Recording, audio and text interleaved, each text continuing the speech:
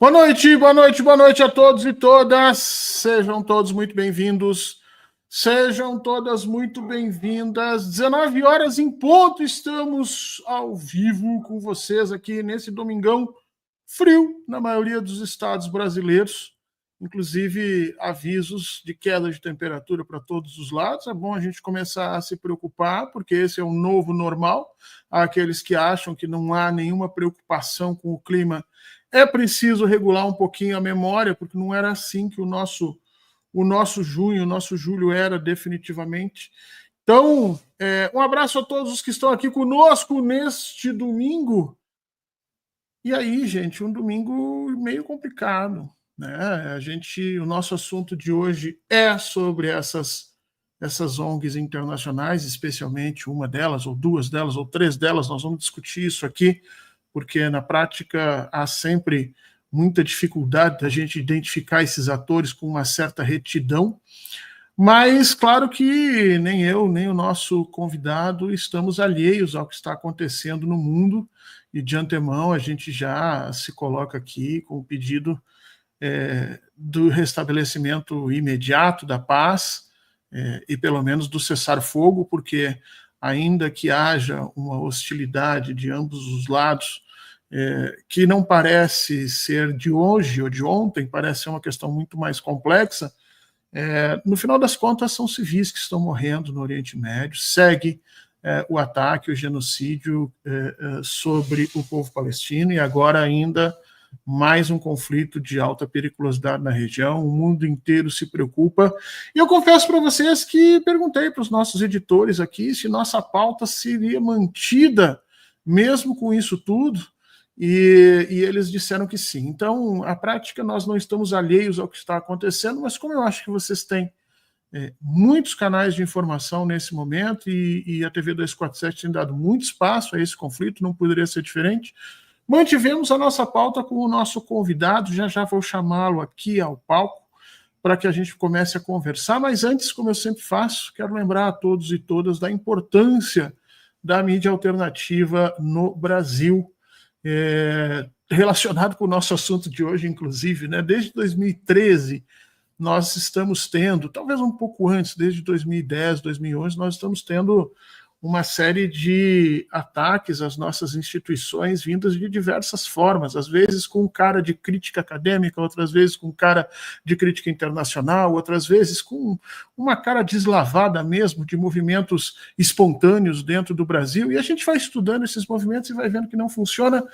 O que segurou durante muito tempo o potencial devastador dessas críticas foi exatamente a mídia alternativa, que bate nos pontos em que a mídia corporativa, aqueles jornalões e as grandes televisões não falam, e estamos aqui sempre buscando trazer para vocês pontos de vista, ideias, sentidos que você não encontra em outro lugar. E essa parceria entre essa mídia alternativa e vocês aí do outro lado é que permitiu que a gente pudesse enfrentar com muita altivez e alguma capacidade de resposta o golpe contra a presidenta Dilma em 2016 e depois a prisão do presidente Lula em 2018, e enfrentamos junto a pandemia, em que nós perdemos 700 mil brasileiros. Não precisaríamos perder esse tanto, pelo menos 400 mil a gente sabe que foi por má gestão da pandemia, mas as TVs, o ecossistema de comunicação alternativo, do qual a TV 247 tem um enorme orgulho de fazer parte, uma das partes mais importantes, estava sempre aí ao seu lado. Então eu sempre peço que, se você ainda não se inscreveu nos canais, por gentileza se inscreva, não custa nada, não é necessariamente uma declaração de que você apoia tudo o que nós fazemos ou dizemos aqui, mas é uma declaração de que você acompanha o nosso trabalho e julga que as plataformas poderiam informar isso a outras pessoas. Então te inscreve nos canais, ali do ladinho tem Torne-se Membro, é uma segunda forma de você se relacionar, aí sim, fazendo parte ativa desse esforço para manter essa mídia alternativa viva, que já deu mostras da necessidade, da importância dela no Brasil. Se você tiver um tempinho também, pode se tornar membro ali do canal do Fernando Horta no YouTube. Agradeço demais também, estamos aí rumo aos 50 mil inscritos, agradecemos demais isso.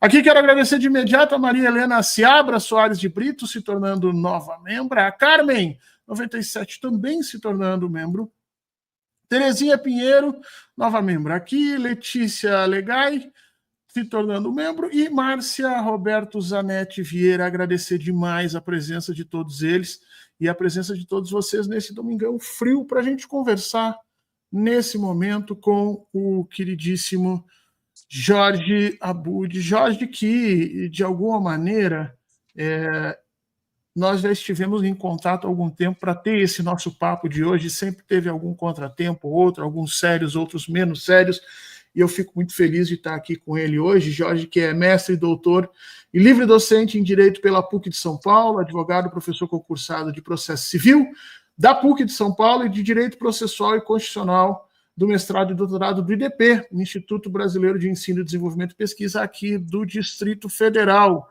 Jorge, primeiro te agradecer demais a tua disponibilização aqui. Eu sei que o domingo é um momento mais que nós estamos ali com família e tudo, então, muito obrigado pela presença. E antes de mais nada, te endereço aí a nossa primeira pergunta. Depois tu faz aí com o teu tempo as tuas apresentações de praxe, mas essa semana, Jorge, olha, a semana passada voltou à tona, né, uma carga de pressão sobre os poderes brasileiros, não só sobre o presidente Lula, mas também sobre o judiciário. Tu escrevestes um artigo muito bom, inclusive, muito bem claro, na Folha de São Paulo, né, em que você responde à revista The Economist. Eles estavam, vamos dizer assim, silentes há algum tempo, desde aquela confusão na Lava Jato. Por que tu achas que retorna essa pressão institucional dessas ONGs internacionais, especificamente, sobre os poderes brasileiros nesse momento? Jorge, boa noite, muito obrigado por estar aqui conosco, meu caro. Boa noite, Fernando. Pô, depois de muito ensaio, a gente conseguiu estar aqui, né? Estou muito feliz, acompanho. Acho a mídia independente fundamental nos tempos atuais e, podendo contribuir, estou sempre à disposição. Olha, é muito curioso, assim, eu consigo responder objetivamente e claramente qualquer argumento que estava ali na reportagem da The Economist, como eu fiz de maneira muito resumida, né, quando eu publiquei no jornal, pelo número de caracteres que eu tinha. Agora, por que eu acho que eles voltaram a responder ali, né? Eu acho que eles sentiram uma conjuntura internacional em que havia setores políticos criticando muito fortemente o Supremo por conta do julgamento dos crimes, né, de atentado, de tentativa de golpe de Estado, atentado às instituições democráticas. Uma posição das Big Techs muito mais alinhadas, né, a esse tipo de discurso, emparedando a Suprema Corte. Então, eu não sei se eles vislumbraram, né, vamos dizer assim, um momento de fragilidade para requentar, vamos assim dizer, no popular, críticas que eles já fizeram por muito tempo e continuam fazendo em relação ao que eles chamam de desmonte da Lava Jato ainda, né, que são as correções dos abusos que o Supremo fez, né, corrigiu essa rota nos últimos 2, 3 anos e ainda continua corrigindo em alguma medida. Então, eu acho que eles farejaram aí uma oportunidade. É assim que eu vejo, mais ou menos, a resposta do Economist. Porque eles buscam pegar o momento, vamos dizer assim, de protagonismo do julgamento da relatoria do ministro Alexandre de Moraes, mas quem teve a oportunidade de ler o texto da Economist, é como se a crítica ao ministro Alexandre de Moraes fosse uma alegoria. Ela foca principalmente no que foi o desmonte do combate à corrupção, na expressão deles, que é tão reproduzida também por grande parcela da mídia brasileira, principalmente no passado. Então, eu acho que, vamos dizer assim, era o subterfúgio ideal para poder voltar com esse discurso. Você acha que o objetivo, então, é retomar aquele momento, vamos dizer assim, tenebroso que nós tivemos da Lava Jato? Para quem não lembra, a Vaza Jato, que foi aquele conjunto de informações que se obteve a partir do vazamento, né, do celular, eu acho que era do Deltan Dallagnol, e a partir dali se obteve uma série de documentos, uma série de informações que ligavam a Transparência Internacional Brasil na época, inclusive, ainda com o nome de Transparência Internacional, porque hoje elas se separaram, Transparência Internacional Brasil, diz que não tem nada a ver com a Transparência Brasil, mas naquele momento parecia que elas operavam, de alguma maneira, como assessoria de comunicação da Lava Jato, reverberando tudo aquilo o que que o juiz Sérgio Moro, que depois virou ministro, naquele momento pedia, tudo que o Dallagnol pedia, inclusive dando ideias de comunicação, como atingir um maior público, e nós sabemos, muito em função do trabalho do grupo Prerrogativas, Jorge, não sei se tu faz parte também do grupo, depois a gente pode ver, mas muito em função do grupo Prerrogativas, nós sabemos que a comunicação foi uma parte importante para emparedar o Supremo Tribunal Federal. Eles se calaram e agora a The Economist voltou a atacar o Supremo Tribunal Federal, alegando aquele argumento que nós já ouvimos de alguns jornalistas estrangeiros que vivem no Brasil, de que o ministro Alexandre de Moraes estaria passando um pouco a linha. E tu achas, então, que isso ainda é para reavivar a Lava Jato, que parece que não terminou? Isso é que eu ia te perguntar.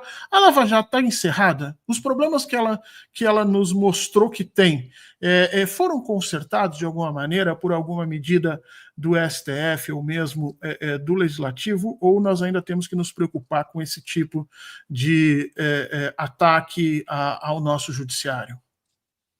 Bom, vamos lá, Fernando. Só um parênteses. Eu, particularmente, não faço parte direto do grupo Prerrogativas, mas estou recheado de amigos e amigas lá. É um grupo valoroso que eu tenho profunda admiração. Vamos lá.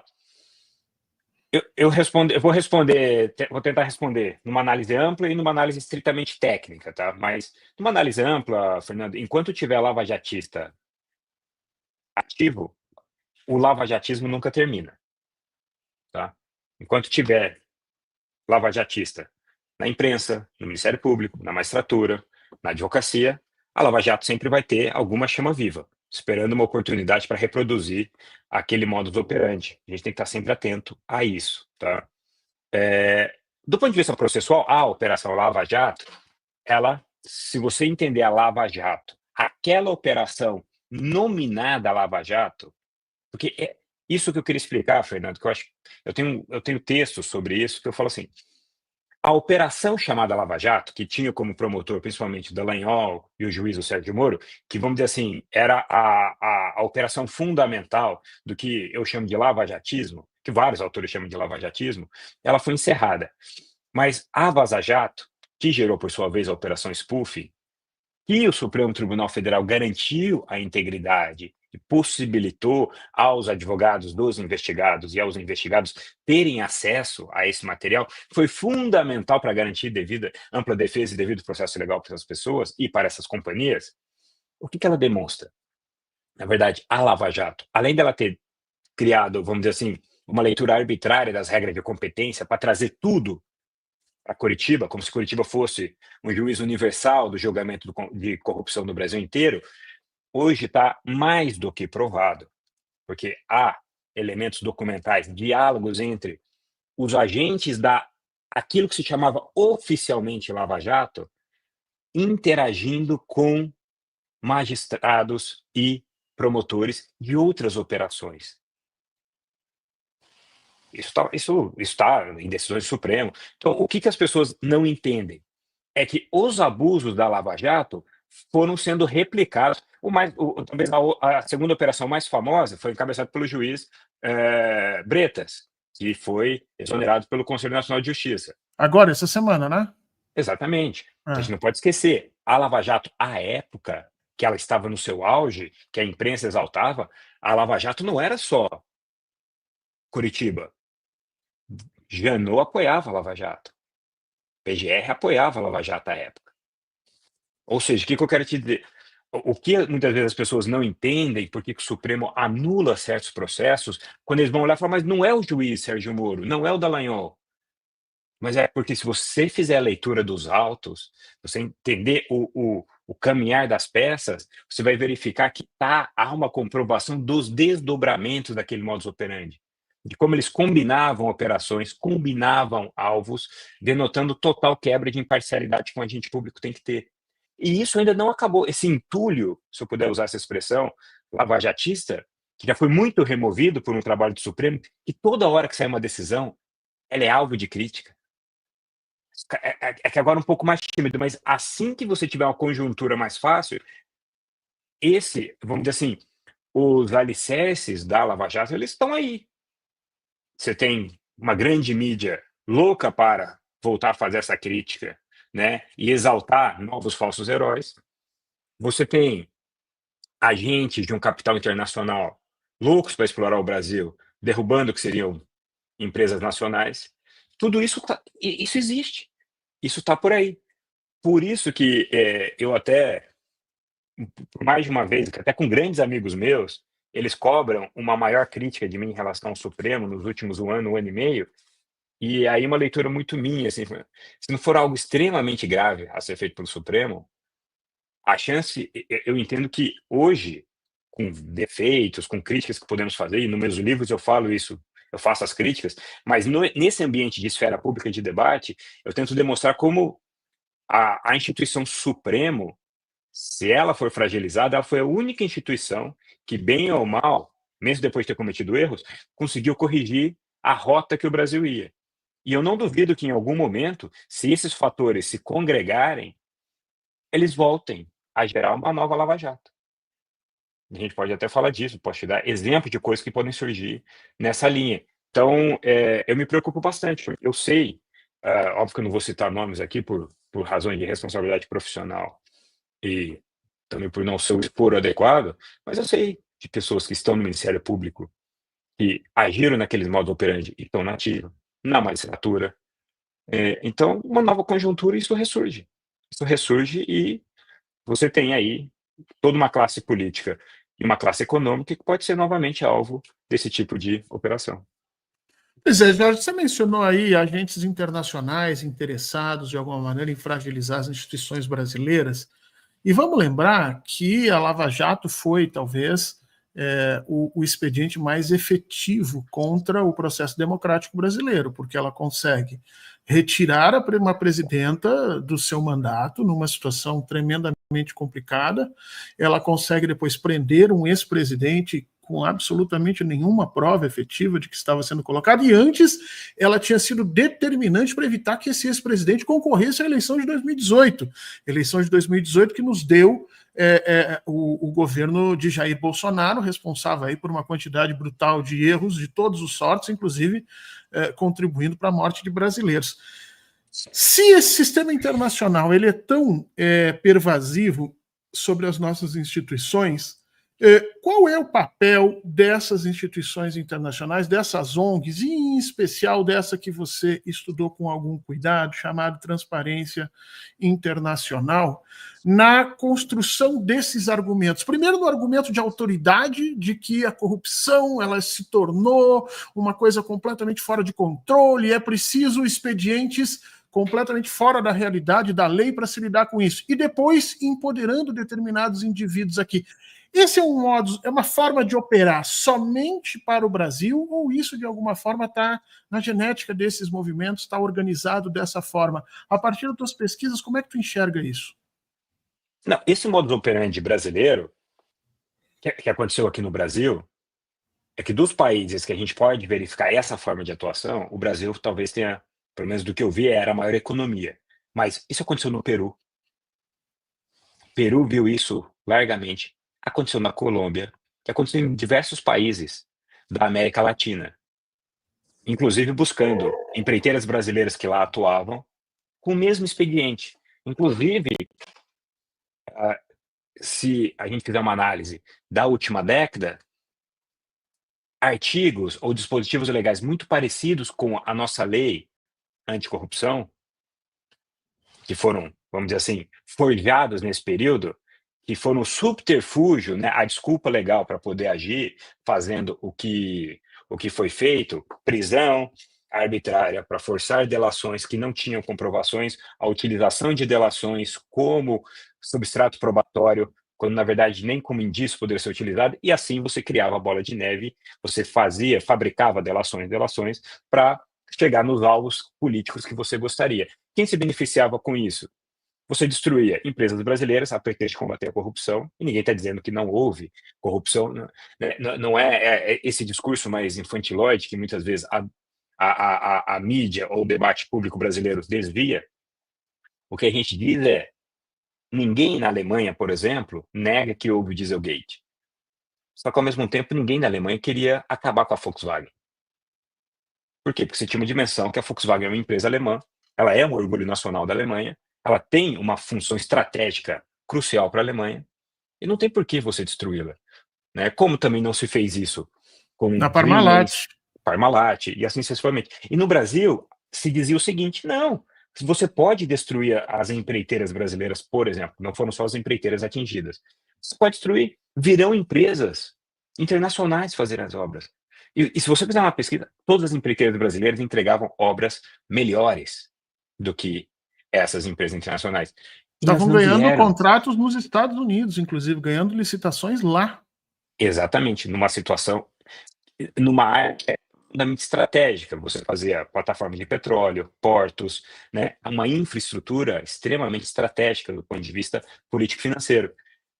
E o sentimento que a mídia brasileira reverberou e contaminou parte da população, você tinha uma ideia de que era bom destruir empresas nacionais, quando você poderia fazer uma depuração do que é um combater a corrupção, melhorar as leis brasileiras, mas preservar as companhias, né, que tem um papel fundamental. PIB, empregos de qualidade e posições estratégicas do Brasil, no plano internacional. Então, quem se beneficiava com isso? Empresas internacionais. As recuperações judiciais começaram a ser administradas no Brasil com volumes grandiosos de dinheiro por escritórios internacionais que nunca tinham atuado no Brasil. Então, veja, é muita coincidência para a gente não verificar que havia, vamos dizer assim, elementos que deveriam ter gerado, já à época, suspeita de como era esse modus operandi, né? E a gente conviveu vários e vários anos normalizando esses absurdos. Então, o que nos resta, no mínimo, aprender com o que aconteceu. Para que agora que o Brasil está aí há 2, 3 anos voltando a crescer, 2, 3 pontos percentuais de PIB, as empresas começam a se recuperar, né, essas empresas começam a colocar a cabeça para fora da água, elas não sejam atacadas novamente. No final das contas, meu caro, ficou, acho que, patente já para uma parte significativa da população essa ação deletéria, né, negativa que foi feita por algumas ONGs, especialmente aí essas ONGs de transparência internacional com relação ao Brasil, até porque no mesmo período em que elas faziam essa destruição do tecido social e institucional brasileiro, que de alguma forma assegurava as nossas instituições, os nossos sentidos de justiça e tal, nos Estados Unidos o que nós víamos era um abandono norte-americano dessas próprias leis. Inclusive, ele foi se tornando cada vez mais opaco no mesmo período. Né? Os Estados Unidos abriram mão de uma série de atos, o Stigl Act, uma série de atos contra a corrupção lá, tornando as empresas dele cada vez mais opacas, até chegar a Donald Trump agora, que permitiu absolutamente tudo, diz que as empresas americanas podem fazer o que bem entender, não vão ser punidas internamente. Então, como é que essa transparência internacional agia nesse sentido? Um discurso para dentro do Brasil, América Latina e tudo mais, e um discurso diferente para a Europa e Estados Unidos. Como é que ela gerenciava esse processo todo? Se você me permitir, Fernando, vou só dar um passo atrás, né, Claro. para explicar algumas coisas para explicar para quem está aqui acompanhando a gente, assim, onde está a minha maior perplexidade, assim, com De tudo que onde já é que tu foi. fala, né? Por que tu está estudando isso? Por que tu foi estudar essas coisas? Porque, assim, você vai passar por isso, eu passo por isso, eu sou advogado e professor. Então, o que me causa muita perplexidade é quando eu escrevo, ou quando eu faço um artigo, ou quando eu faço um livro, ou um dossiê, a primeira coisa que eu escuto desses setores é que ele diz assim: bom, o Jorge não é parcial, porque ele advoga para as empresas A, B, C e D. E é verdade, eu sou advogado. A diferença é que todo mundo sabe para quem eu advogo. É público. Eu tenho procuração. Os interesses que eu defendo diretamente são públicos. Só que as pessoas buscam desnaturar, ou como vão fazer? Olha, o Fernando, ele tem um viés mais assim, progressista, então, óbvio, ele é parcial. Porque essa imparcialidade, vamos dizer assim, arquimédica, ela não existe. O que me espanta é como a sociedade, a mídia, vamos chamar assim, a grande mídia ou a mídia mais tradicional, né, hã, ela dá uma credibilidade para uma ONG, que é uma ONG que ela não tem o accountability. Ela representa interesses, apesar dela dizer que não representa. Ela não tem metodologia, Fernando. Ela não tem. Ela não usa um parâmetro internacional reconhecido por, pelo menos, um grupo de estudiosos que possa dizer: "Olha, aumentou, diminuiu a corrupção à luz disso". Ela simplesmente ela faz um ranking arbitrário e diz: "Olha, como agora o Supremo passou a decidir de forma que contraria os interesses que eu defendo, mas eu digo que eu não defendo, caiu o Brasil no ranking da corrupção". Fernando, em que universo uma democracia constitucional ela se torna mais corrupta porque a Suprema Corte corrige arbitrariedades judiciais? Porque como que uma democracia pode se tornar mais corrupta quando a Suprema Corte dessa democracia diz que pessoas que não deveriam estar presas porque foram julgadas por um juiz parcial têm que ser soltas? Empresas que foram achacadas por operações abusivas, como a Lava Jato, têm o direito de renegociar para não ir à bancarrota. Então, o meu passo atrás é, primeiro, quem está falando é uma ONG, é uma empresa, desculpa, não, é uma organização privada, que é completamente opaca, em termos de metodologia, financiamento e interesses. O que tem na Vaza Jato, Fernando, você sabe muito bem, mas eu não sei se o público que nos assiste tem essa clareza, qual é a maior insatisfação dessa ONG, dessas ONGs com o Supremo? É porque o Supremo impediu a chamada criação das fundações privadas. Que Que eram essas queriam fundações? administrar uma verba, tinha uma verba que tinha sido, inclusive, já dado licença judicial para que essa empresa, para que essa verba fosse transferida. Essa verba era da escala de bilhões de reais, se não me engano, que ficaria Vários para bilhões, porque não era só uma fazer fundação. programas de contra a corrupção no Brasil, não é? Não. E a Transparência Internacional tinha parte nesse processo, não?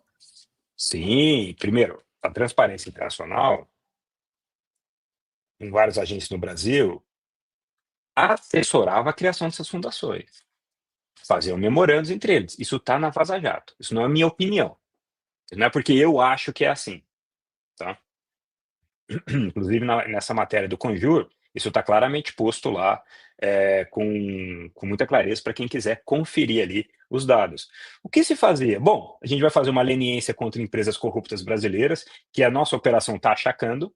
Se cria-se uma fundação privada, reitero, essas fundações que seriam criadas entre Lava Jato e ONGs internacionais eram privadas, não eram Modelo fundações FIFA. públicas. Modelo FIFA. Olha, mais privada ainda, É até pior. isso, né? Porque até hoje nós É. temos esse problema. Dinheiro que vai lá para a FIFA, quem decide são os caras, a gente vê o tamanho do problema que gera. Então, eu criaria fundações privadas, e quem seriam os conselheiros? Que, para o jargão popular, quem administrava essas fundações? O combinado era alguns membros do Ministério Público à época se aposentariam e alguns membros seriam indicados pela Transparência Internacional, afinal ela tinha expertise nesse tipo de assunto. E aí o que eles gerenciavam? Eles gerenciavam uma parcela da multa, que seriam alguns bilhões, que iriam para essa fundação.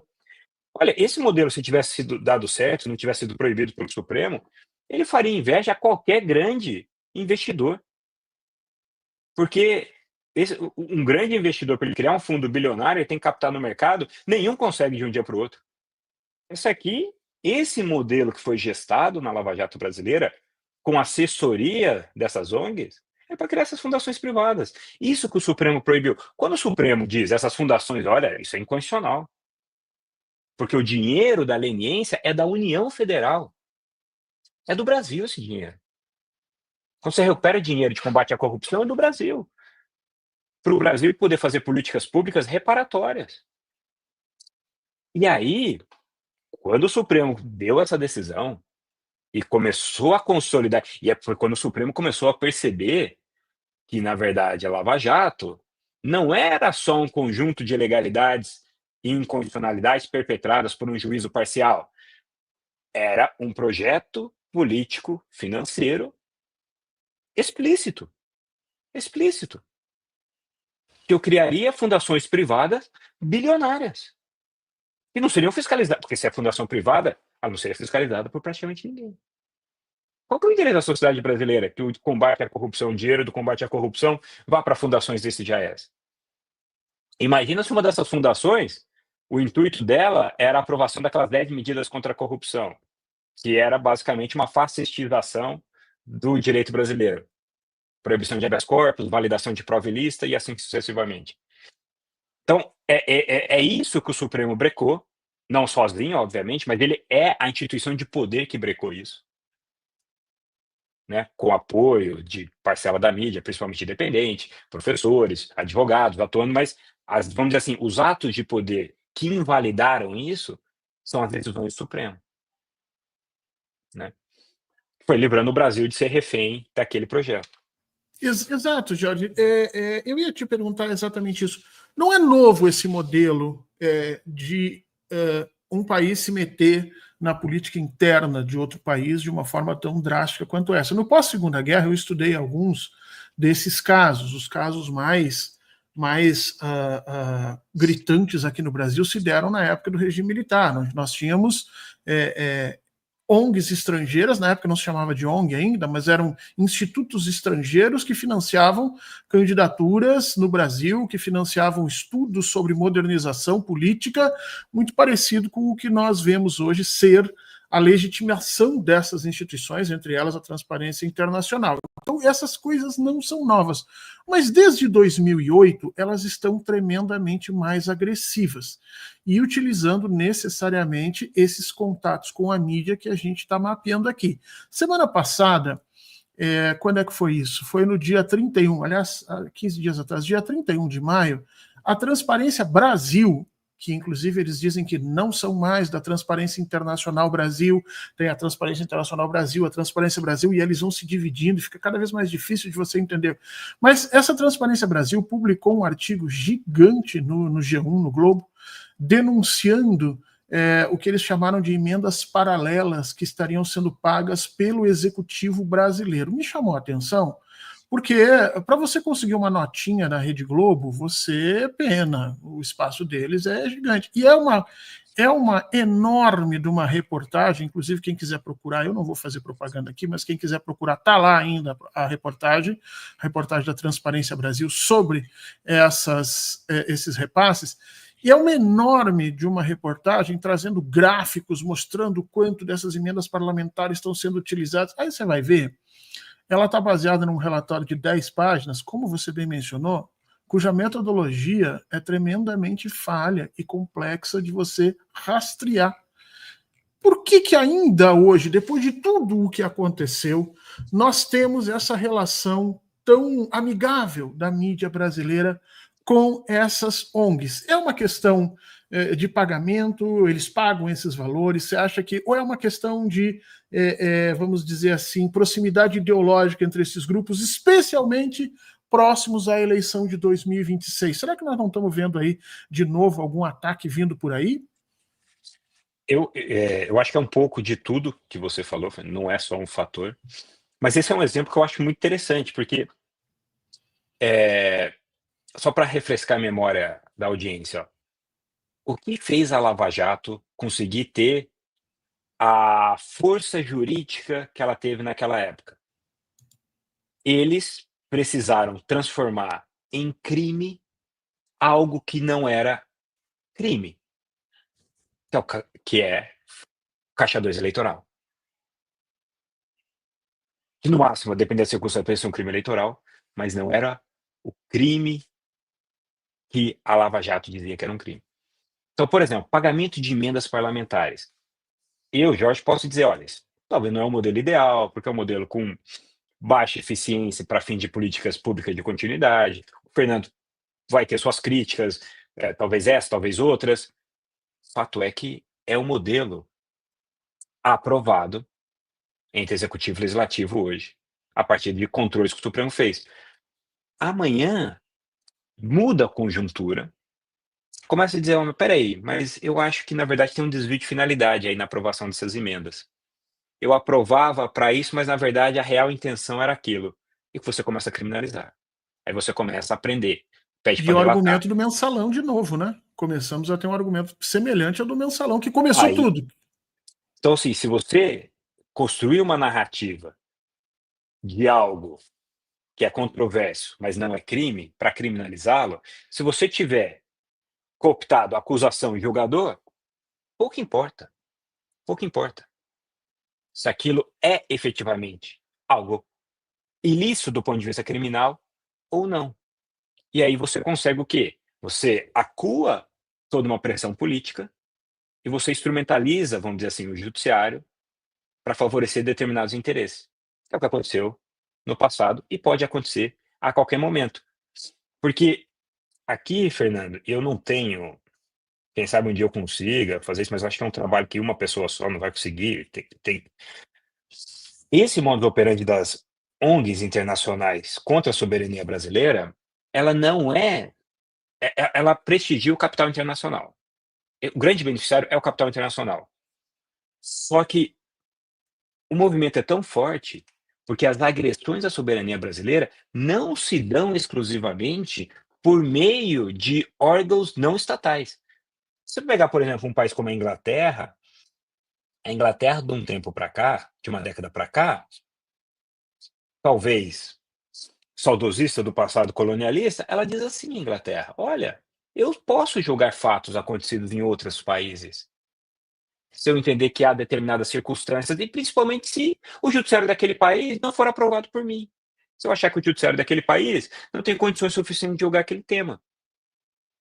Então, por exemplo, a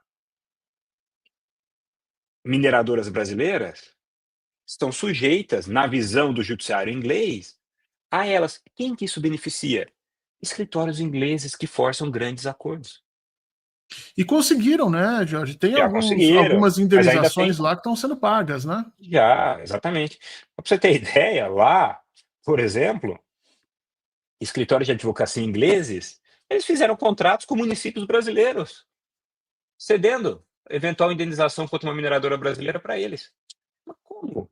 Isso o ministro Flávio Dino suspendeu, vamos dizer assim, os efeitos desse contrato. Falou: "Mas como que o município ou associações brasileiras, para indenizações em virtude de rompimento de barragem, que é para defender a coletividade brasileira, podem ceder essas indenizações para um escritório ou para qualquer outra entidade privada?". E veja, isso é o quê? Se não uma forma de atacar a soberania brasileira. Eu digo como eu julgo algo que aconteceu no teu país, porque para fazer isso, eu julgo se o judiciário do teu país tem ou não condições e quem ajuda a fazer uma má imagem do judiciário brasileiro, nacional e internacionalmente. Essas ONGs. A partir de que critérios? Nenhum, nenhum.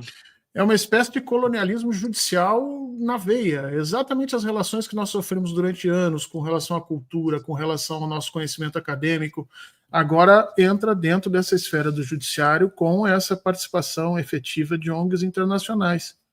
E tu mencionaste que o ministro Flávio Dino está se opondo a isso.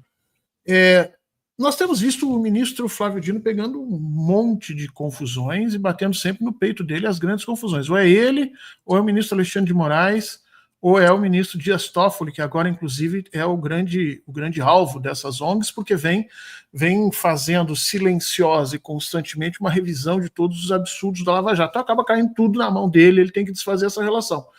Você vê o STF em conjunto protegendo a soberania nacional, ou você vê alguns desses ministros lutando? Há um consenso hoje no STF de que essas coisas precisam ser protegidas, ou nós temos ainda focos, né, de um saudosismo lavajatista, como a gente costumava dizer naquela época, antes do presidente Lula receber os seus direitos políticos de volta? Há uma atuação de conjunto, ou seja, como uma instituição, ou você enxerga isso como posições de determinados ministros numa luta, inclusive interna, buscando o reconhecimento e o consenso dos seus pares? Vamos lá. Nesse conjunto tem vários assuntos, né, Fernando? O que eu posso dizer, assim, de quem acompanha a Suprema há bastante tempo? Nos últimos 3, 4 anos, houve um aumento no sentido de união do Supremo, enxergando que há ataques à instituição que devem ser, a gente a gente deve se fechar em vez de prestigiar individualmente ideologias aqui ou ali, ministros que antes divergiam com muito mais frequência passaram a divergir menos, no sentido de entender que havia uma agressão posta à instituição Supremo Tribunal Federal. Talvez ainda não no aquilo que seria o ideal, mas havia. Mas obviamente, por exemplo, o que aconteceu em relação à Lava Jato, vários ministros foram fundamentais, mas assim, é inegável que sem a coragem do ministro Gilmar, e principalmente do ministro Toffoli, o que o ministro Toffoli foi alvo de agressão na mídia, quando ele começa a, vamos dizer assim, a estender algumas das nulidades para uns réus, para os demais corréus, ao mesmo tempo que ele também estendeu, se essa prova é ilícita para o Fernando, ela é ilícita para o Jorge, que foi objeto do mesmo grupo operacional, que ele foi atacado pessoalmente na mídia, e ele conseguiu ter resiliência para segurar esse tipo de decisão até que elas fossem confirmadas no colegiado.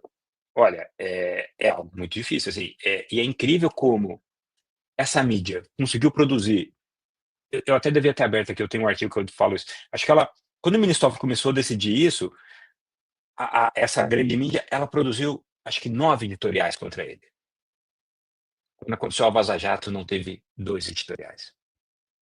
Quando saiu a questão das fundações privadas, não houve nenhum editorial. Fernando, não tem. Grandes jornais não têm um editorial sobre essas fundações privadas. Nem questionando, nem perguntando para onde ia o dinheiro, nada. É como se não existisse. Não sei se eles não entenderam até hoje. E eu estou sempre à disposição para explicar. Assim, eu não sei se não houve. Porque, assim, pessoas são inteligentes, né? Eu acho que isso dava para entender. Agora, o ponto principal sobre a questão da soberania nacional, eu acho que isso ainda não está claro. Eu acho que poucos autores têm falado sobre isso e a gente ainda não fez, vamos dizer assim, um instrumento jurídico para valer, para possibilitar que o Supremo fale expressamente sobre isso. Acho que Você ainda acha não que ele precisa está ser posta. provocado? Você acha que ele precisa ser provocado? O Supremo tem que ser provocado nesse sentido? Porque eu vejo o Supremo com atribuições constitucionais de proteger, sim, toda a pirâmide do judiciário brasileiro. Ele é o órgão de ponta e ele tem poderes suficientes para regimentar isso. Mas tu está se colocando numa posição com todo o teu conhecimento, que há muito tempo eu venho tendo flashes, né, de que a ideia de soberania nacional parece não estar sendo defendida a contento pelo nosso Supremo. Ele precisa ser provocado pelo Legislativo, pelo Executivo para isso? Na verdade, não precisa ser só pelo Executivo, pelo Legislativo, mas eu acho que tem que ser feito um pedido amplamente adequado para o Supremo agir. Esse pedido acho que ainda não foi feito. Eu acho que algum partido deveria chegar para o Supremo Tribunal Federal e dizer assim: Supremo, vale aqui no Brasil uma decisão dada por uma corte internacional qualquer? Ou quando falo corte internacional, não é um tribunal internacional, estou dizendo uma corte inglesa, americana, Sim, etc. um tribunal subnacional de algum Isso. país. Vale uma decisão desse tribunal aqui que parta do princípio de que o judiciário brasileiro é um judiciário corrupto, leniente, etc, etc. Podem empresas nacionais, por fatos acontecidos no Brasil, serem demandadas fora do Brasil? E se elas forem, isso vale aqui no Brasil? Isso acho que o Supremo tem um encontro marcado com a clareza desse argumento. Ele já tangenciou várias vezes.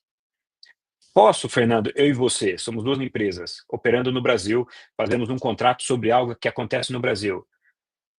Pode o Brasil ser esquecido e você me obrigar a demandar fora do Brasil? Porque você entende que o judiciário brasileiro não vai atender teus interesses? Então, E essa isso é clareza. comum, muito comum em contratos internacionais. Uma das partes declarar que, olha, o foro correto para a gente discutir é a Nova York. E o interessante que você colocou, Jorge, porque se essa pergunta for feita à Suprema Corte norte-americana, a resposta é não. Não, óbvio, É muito mas é claro. óbvio. Os Estados Unidos dizem não, a justiça norte-americana é soberana sobre seus cidadãos, seus interesses, inclusive sobre interesses que não tenham claramente ligação direta com eles. Eles podem dizer, olha, é nosso interesse, ponto final. Agora, essa tua reflexão ela é muito forte, Jorge, muito forte, porque daí entra essa questão da importância dessas ONGs que ficam o tempo inteiro ajudando a criar essa percepção de que há um lapso, que há um espaço de não jurisdição, ou pelo menos uma não jurisdição entendida como correta no Brasil, e que outros mecanismos nacionais podem suprir. Tem alguma reflexão disso? Tem alguma ação dessa hoje no STF que você conhece? Com clareza, não, porque ainda não foi feita. Tem ações que tangenciam isso. Essa a decisão do ministro Flávio Dino está dentro de ações conectas que falam um pouco disso, mas, e por sigilo eu não posso falar os processos das empresas, mas já atuei em casos em que o contrato é no Brasil, versa sobre empresa no Brasil, o que que acontece?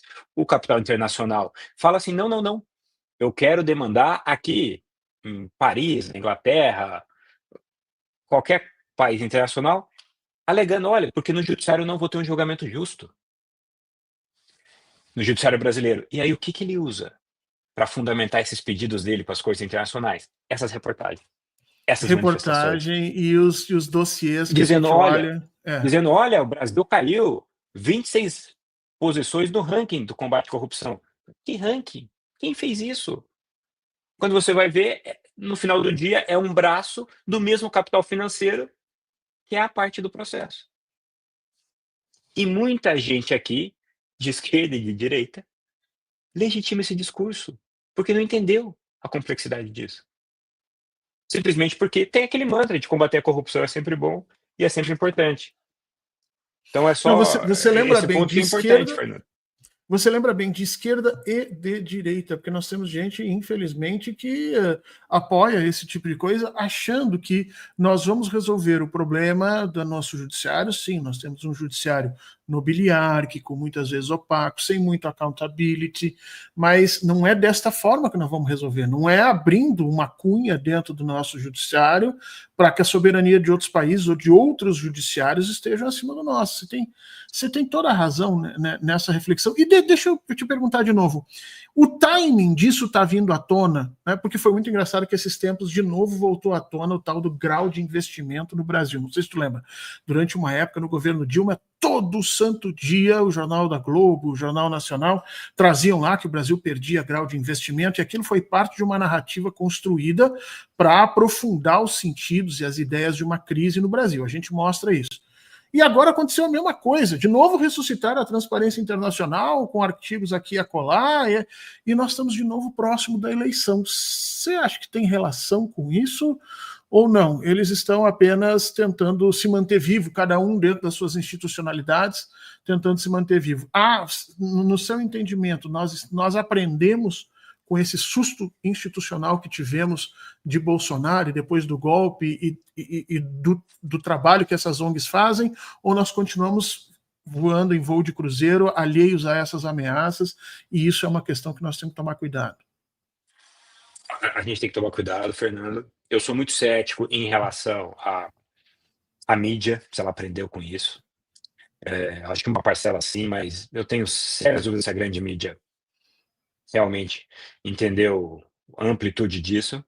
Eu sou muito cético sobre muita gente do direito que escreve na grande mídia, inclusive a esquerda, tá? Eu acho que não entendeu isso. E que acaba sendo linha auxiliar, em relação a isso. O que sobra para mim de otimismo é que eu acho que uma parcela boa do Supremo entendeu isso. Então, por exemplo, isso ficou muito evidente quando empresas americanas transformaram o ministro do Supremo, né, no caso o Alexandre de Moraes, em réu pelas decisões que ele deu aqui no Brasil, ou buscam transformá-lo em réu lá. E aí eu acho que a posição da União ela compreendeu bem isso, eu até escrevi a respeito. Porque você pode criticar como quiser as decisões do ministro Alexandre, você pode fazer todos os recursos que você quiser. Agora, quando empresas internacionais demandam ele fora do país dele, isso é um atentado à soberania. Porque Sim. não é porque ele viajou lá e lá ele fez alguma coisa errada, não. Ele se busca judicializá-lo como réu por conta das decisões que ele dá enquanto ministro da Suprema Corte Brasileira. Você já imaginou, Fernando, se uma empresa brasileira resolve processar um justice da Suprema Corte Americana aqui, por conta Certo. de decisões que ele deu lá? A As gente pessoas. a gente ia virar ditador latino-americano, né? Iam dizer que aqui a comunistização do Brasil e tudo mais. Mas Então, é um risco que o Alexandre de Moraes está correndo nesse momento, porque com Donald Trump como presidente, são as empresas dele que estão processando o Alexandre de Moraes, e eu, sinceramente, se fosse o ministro Alexandre de Moraes, não viajaria para o exterior, não. Porque mesmo que eu acho que seria demais um ato, né, uma detenção de um ministro brasileiro, eu acho que não daria em nada, porque você conseguiria. Mas mesmo assim, a ofensa seria brutal. Eu acho que não vale a pena fazer essa situação. Agora, na prática, isso significa que nós estamos tendo poderes internacionais acuando as liberdades dos nossos ministros. E isso é ataque à nossa soberania. Tu não acha que o executivo brasileiro levou tempo para se manifestar? Porque isso é uma questão diplomática. E eu não tenho visto o executivo brasileiro, em forma de diplomacia, proteger o judiciário. Tu não acha que houve aí um certo lapso? A gente podia ter agido um pouco mais rápido nisso? não sou especialista nisso, mas na percepção puramente jurídica de quando aconteceu para a consequência dela, eu entendo que sim, Fernando. Eu acho que sim, porque para mim era muito evidente. E eu falo assim, no texto que eu escrevi respondendo a The Economist, eu falo sobre patriotismo constitucional. Eu me considero um patriota. Não tem patriotismo sem defesa da tua soberania democrática. Não existe. Não é porque eu defendo o Supremo no debate público, não é porque eu acho que o Supremo não tem defeitos. É porque eu vejo que os ataques que são feitos ao Supremo, de fora para dentro. E eu não posso coadunar com fragilização da democracia brasileira para atingir uma instituição nacional. Como eu não concordaria se a TI utilizar, ou qualquer outra ONG, ou qualquer outro país soberano, tentar atacar o legislativo brasileiro, ou o executivo brasileiro. É que o grande desmonte desse conluio, quem fez foi o Supremo Tribunal Federal. Não é à toa que ele é a instituição mais agredida por conta disso. Foi o grande. Ele. Vamos colocar as coisas. Agora eu vou botar um pouco de pimenta aqui. Vamos lá. Ele foi o cara que desmontou esse sistema, mas ele também foi o órgão que legitimou esse sistema, porque a Lava Jato não Não, teria ido onde foi não tenho dúvida. se não fossem as decisões do Supremo. Então, você mesmo mencionou Concordo. aqui, há 3 anos houve uma mudança bastante grande do entendimento do Supremo Tribunal Federal, e eles entenderam que a função dele não era necessariamente ficar discutindo só validade de relação de INSS, pagamento ou não, mas era também defender uma coisa maior no Brasil, que era a soberania. Há uma crítica aqui, Jorge, que eu quero repercutir contigo e quero te ouvir. É uma crítica direcionada ao STF, mas também direcionada aos advogados brasileiros, que diz o seguinte: olha, o STF só começou a se mexer quando as suas competências estavam em xeque. Foi quando começou o ataque aos ministros, foi quando se começou a ameaçar matar ministro, prender ministro, que houve essa mudança. E a mesma crítica é feita aos advogados brasileiros. Os advogados brasileiros só começaram a se organizar contra esse lavajatismo difuso quando escritórios estrangeiros começaram a operar dentro do Brasil, ganhando esses contratos que você mesmo mencionou. O juiz Sérgio Moro era o zero em vezeiro em entregar massas falidas gigantescas para organizações internacionais. Como é que você encara essas críticas? Claro, como advogado, acho que você pode falar sem maiores problemas, mas como é que você encara essa crítica com relação ao STF? No sentido, não houve uma consciência de que era necessário um processo de pensar sobre a soberania nacional. Houve uma defesa imediata das suas prerrogativas e cada ministro saiu ali em defesa da sua própria condição. Como é que você vê essas críticas? Como é que você responde a elas? São várias críticas. Não é tão simples respondê-las, tá, Fernando? Mas, de fato, o Supremo errou. E eu sempre descrevi, o Supremo errou em várias decisões. Errou quando negou o HC ao atual presidente Lula. Errou quando, lá atrás, autorizou o cumprimento da pena antes do trânsito em julgado. Mas eu tenho que reconhecer que, independentemente das razões, ele se corrigiu. Ele se corrigiu. E o Supremo, que justiça seja feita, o Supremo começou a corrigir excessos da Lava Jato muito antes dessas ameaças ou questões relacionadas aos ministros Supremo, né? Agora, a Lava Jato, no seu auge, ela dividia muito o Supremo. E tinha ministro do Supremo que, à época, não queria parar na grande mídia, porque deu uma decisão contrária ao que seria, vamos dizer assim, a vedete nacional brasileira. Então, por isso que para ser um grande ministro supremo tem que ter muita coragem e tem que aceitar ser contramajoritário. Tem que aceitar julgar contra o que seria o interesse da opinião pública nacional. Senão, não serve para ser o magistrado. Então isso houve. Na advocacia, eu acho que é a mesma coisa. Na advocacia, eu falo isso assim, se você pegar, por exemplo, olha, Fernando, uma grande parte da advocacia brasileira, famosa, vamos dizer assim, poderosa, ela não criticou a ação que o ministro Alexandre de Moraes sofreu. Por que ela não criticou? Porque ela também representa o capital internacional e faz essas medidas parecidas entre companhias. Ela não conseguia criticar. Eu falo isso no meu texto. Falo, olha, por que uma grande parte da advocacia não consegue criticar isso? Porque, para alguns clientes dela, que são capitais internacionais, ela faz exatamente isso. Ela promove o ataque a empresas nacionais, tentando mudar o foro competente para tirar do Brasil a disputa.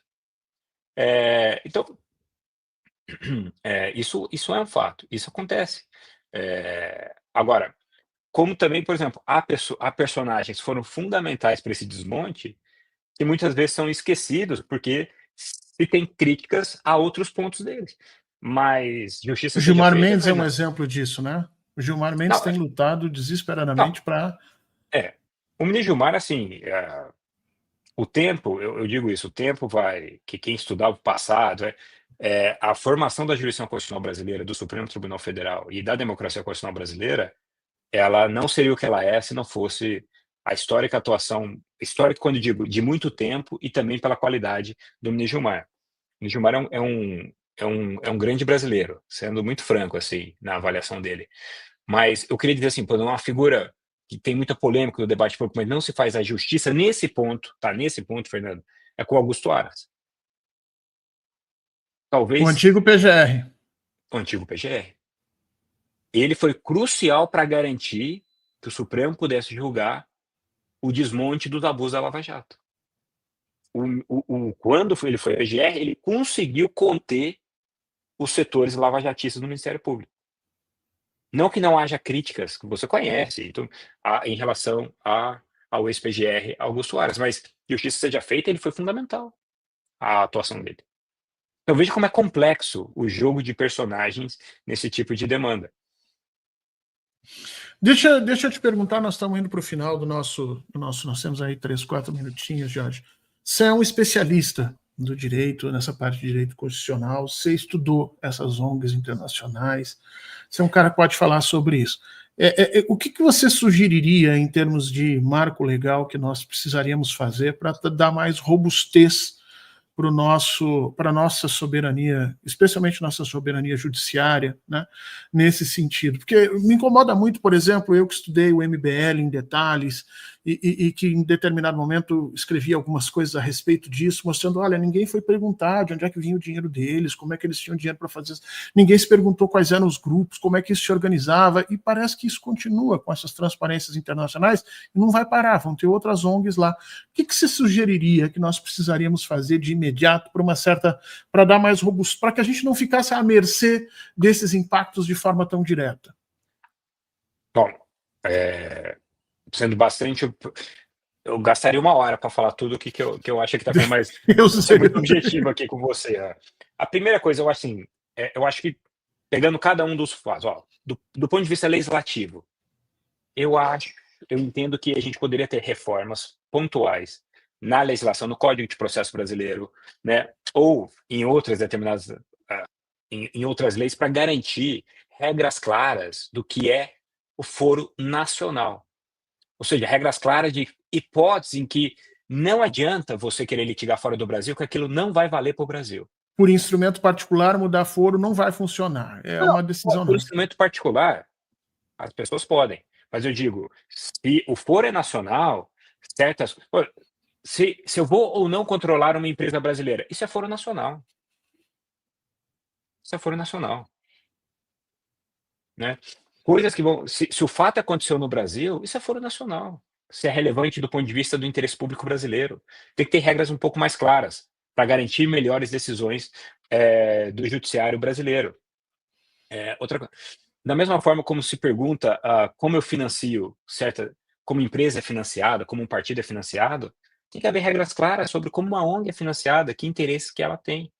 E como essas ONGs atuam processualmente, elas têm que sofrer, nas derrotas, a mesma responsabilização financeira que uma companhia sofre. Ela não pode ser um franco atirador, pura e simplesmente. Ela não pode achar que ela é um assistente do Ministério Público Brasileiro. Então, regras de maior transparência para ONGs sobre transparência. Isso é crucial. Então, também a estrutura, a natureza jurídica, estatutária, de como elas se comportam, a responsabilização dos seus dirigentes sobre suas falas, sobre seus atos. Quando alguém chega e diz assim, olha, caiu no meu ranking, eu quero saber qual é teu ranking, se isso é verdadeiro ou não, e como que isso repercute. Isso é fundamental.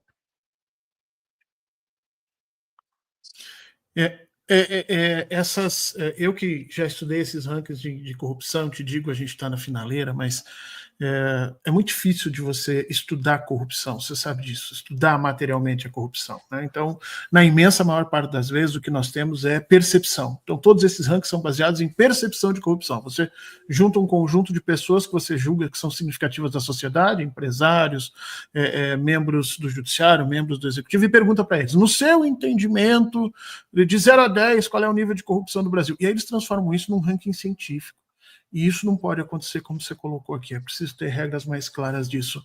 Jorge, nós passamos do nosso tempo um pouquinho, mas eu queria ter mais 1 hora para conversar com você, porque eu acho que nós chegamos aqui naquilo que eu acho que te faz ficar mais vívido e ter interesse nisso, que é como resolver esse problema. Né? Até agora a gente delimitou o problema e eu queria ter mais tempo para conversar sobre como resolver esse problema, mas nós, infelizmente, estamos sobre a hora. Eu queria te agradecer demais esse nosso papo, te perguntar se futuramente a gente pode voltar a conversar sobre essas coisas, porque eu tenho a impressão, e acho que tu também tens, que essas ONGs não vão parar agora, nós vamos ter um ano ainda até a eleição e elas vão aparecer de novo para a gente entrar e conversar sobre essas coisas, ainda que a gente precise gravar, enfim, por conta dos teus afazeres, das tuas coisas. Te agradecer demais a tua presença aqui, Jorge, e te deixar aí as tuas considerações finais.